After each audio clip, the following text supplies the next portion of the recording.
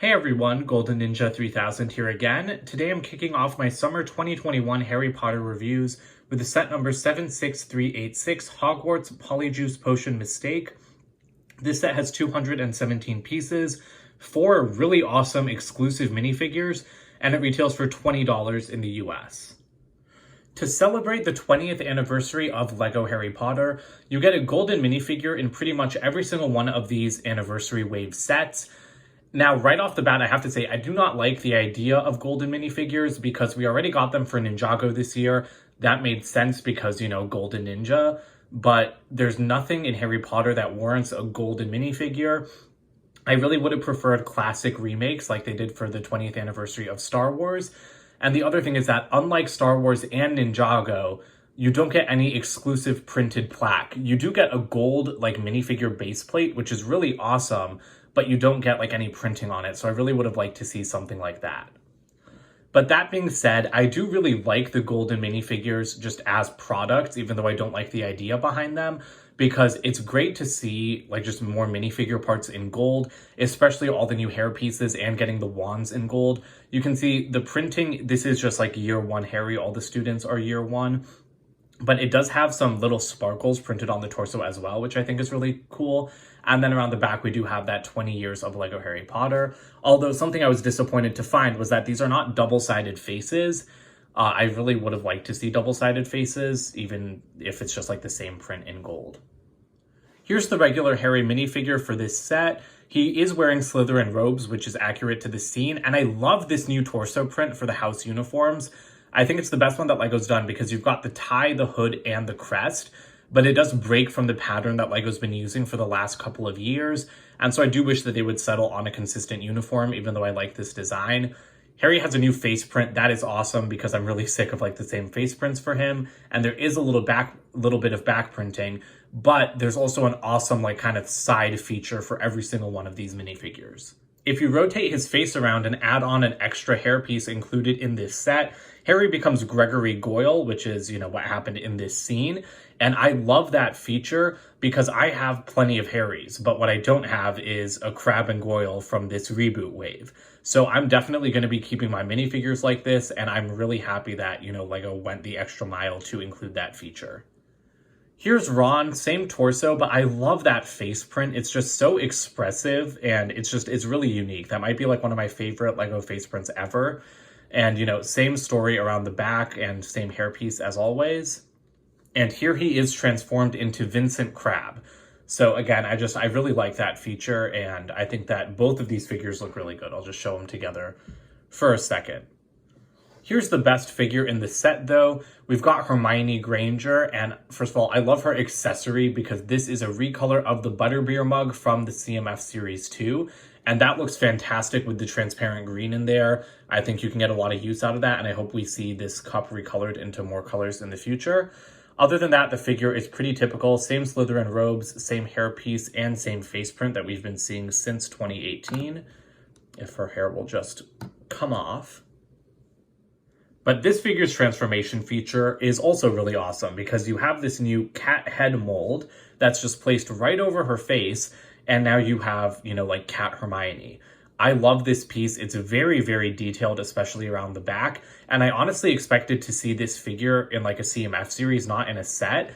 And when we first got pictures, I thought that this would be something that just attaches to the neck. I didn't think that a minifigure head would fit under it. So I'm really glad it does. My only complaint is that it seems like the face is printed a little bit to the left. It doesn't seem to be printed straight on, because when I put it straight on Hermione's head, it looks like she's, looking off to the left, or it's a little bit tilted. It doesn't, the printing doesn't line up between the ears. Before we get into the actual set, we do have some accessories to take a look at. Over here, we've just got a couple of potion bottles and a cauldron with a spoon in it. And then these are the other 20th anniversary gimmick. You've got chocolate frog cards in pretty much every single set, and these are randomly collected. So there are 2 in this set, and you can get any number of 16 tiles. Now, I think I got 18 tiles by buying all of the sets, and I only got 9 in total because there are so many repeats, and I don't like this. I don't like having randomized pieces in just retail sets because it's impossible to get a full set unless you're going to buy them online. the designer says to like trade them with your friends, but it's like even when I was a 10-year-old kid, I did not have any friends that bought Lego Harry Potter the way I did. So I'm really disappointed that they did this, and I just don't like randomized things in Lego sets. If these had been like sold separately as kind of like a blind bag series, I would have been more okay with that. Here's the actual set. I love $20 Lego sets, and this one is no exception. It looks fantastic. I really love the way that they got like the whole sink build in there, and you can see that those stickers are actually reflective, so you can see like the back of my phone a little bit. That's like a thing that's been used in Lego Friends, and to get an easier look at this, you can just pop off this whole beam. I really like that it's so easy to remove because it just provides like unobstructed access to the interior.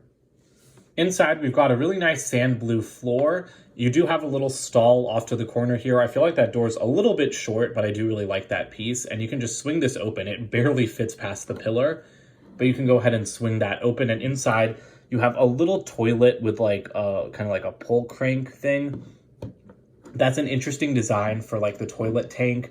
There is not enough room in there to get 3 minifigures to brew a potion though, so they'll have to do it on the floor outside the bathroom. But I'm just glad one stall fit in with this awesome sink build. It was really clever the way this was put together, just with a couple of like angled pieces, and there is a really awesome play feature here as well.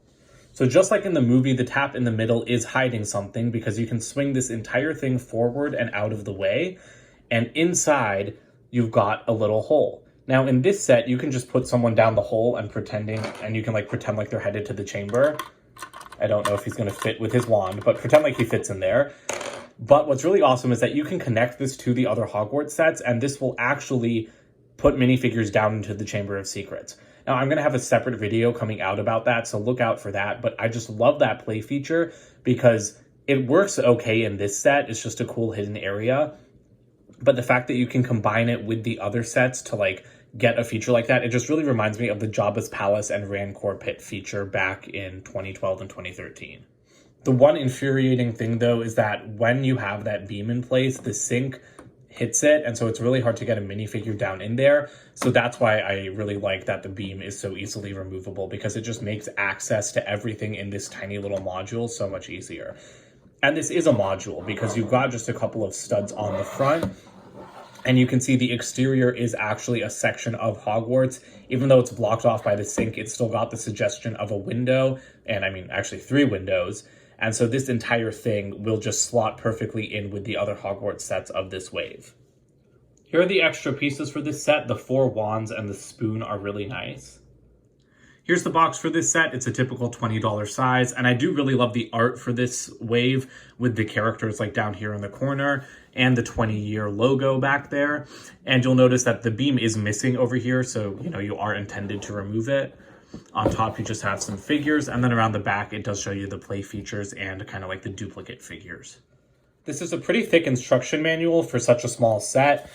At the back, we do have ads for the other sets showing you all of the Hogwarts sections connected, which again will be coming in a video in just a day or two.